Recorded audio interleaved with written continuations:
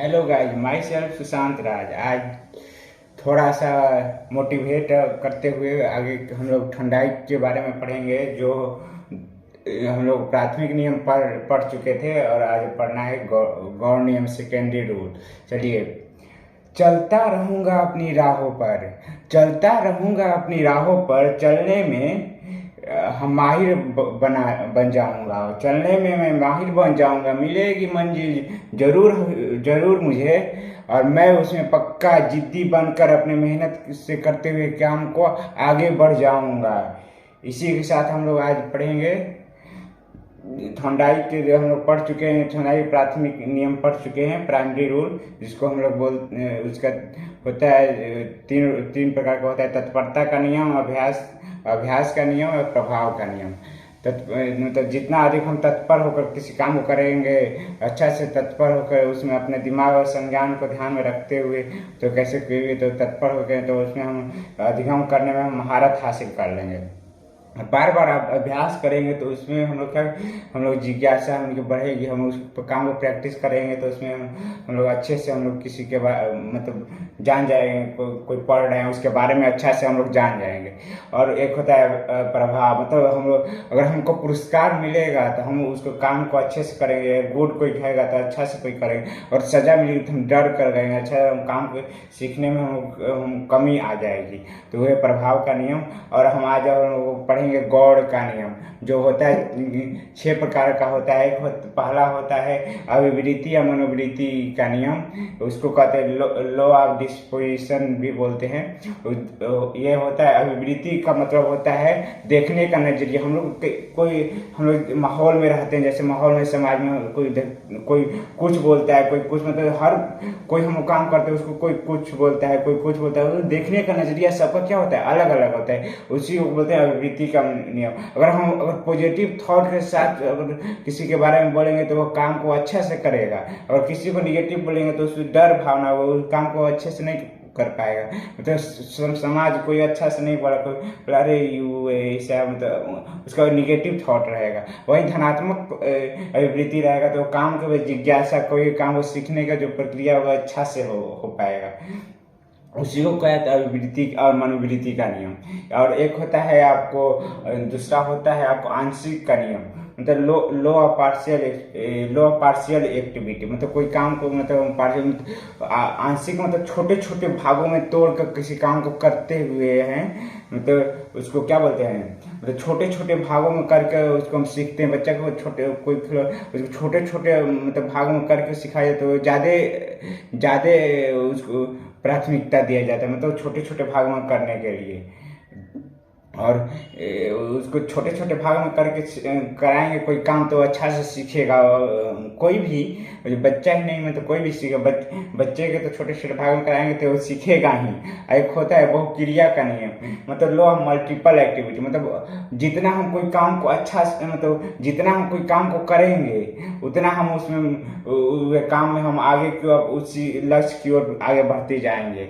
मतलब जितनी हम कोई भी काम अच्छा से, मतलब बहुत सारा काम करते जाएंगे, मतलब तो उसके अनुसार हमको क्या हो जाएगा, उसमें हम लोग उस काम को हम अच्छा से सीख पाएंगे, उसमें करने की जिज्ञासा भावना अधिक हो जाएगी। वही हो गया बहुक्रिया, मल्टीपल एक्टिविटी। और जैसे हम लोग पढ़ते हैं, उसको बार बार हम लोग अलग अलग तरीका से हम लोग टीचर समझाते हैं, कोई छात्र ऐसे ऐसे, तो उसमें हम लोग अच्छा से हम लोग उसमें महारत हासिल कर लेते हैं। यही हो गया बहुक्रिया का नियम। और चौथा होता है आत्मसातीकरण का नियम, लो असिमिलेशन। मतलब इसमें क्या करें, मतलब हम लोग पूर्व ज्ञान से जोड़कर नया ज्ञान जो अर्जित करते हैं उसी को आत्मसातीकरण कहते हैं। जितना हम कोई काम को आत्मसात करेंगे उसमें सीखने की प्रक्रिया हम लोग क्या होगी, ज़्यादा होगी। मतलब पिछड़ी प्रीवियस भाग को हम लोग ध्यान रखते हुए करेंगे तो अच्छा से हो जाएगा। वही हो गया आत्मसातीकरण का नियम।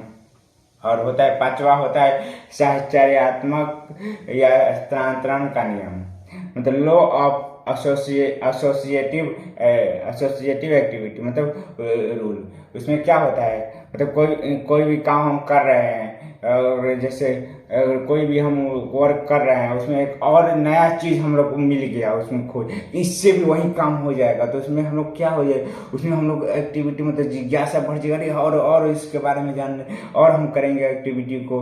वही हो गया शास्त्र, मतलब जैसे उदाहरण के लिए पावलो पावलो का नियम पढ़े थे।